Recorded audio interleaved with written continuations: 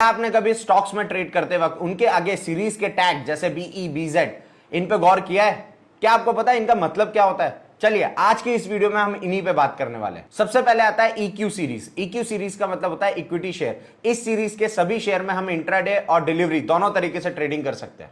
फिर इसके बाद आती है BE सीरीज यानी बुक एंट्री सीरीज। इस सीरीज के सभी शेयर में हम सिर्फ और सिर्फ डिलीवरी बेसिस पे ट्रेड कर सकते हैं।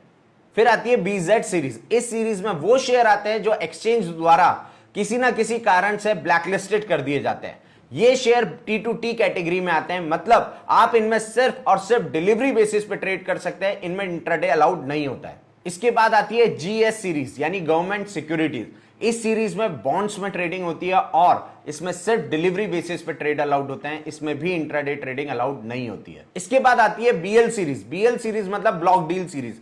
इस सीरीज के किसी भी शेयर में जब भी हम ट्रांजैक्शन करते हैं तो एक सिंगल ट्रांजैक्शन की वैल्यू या तो 5 करोड़ होनी चाहिए या फिर उस ट्रांजैक्शन में मिनिमम 5 लाख शेयर ट्रेड होने चाहिए। BL सीरीज में भी डिलीवरी ही ट्रेडिंग अलाउड होती है, इंट्राडे ट्रेडिंग अलाउड नहीं होती है।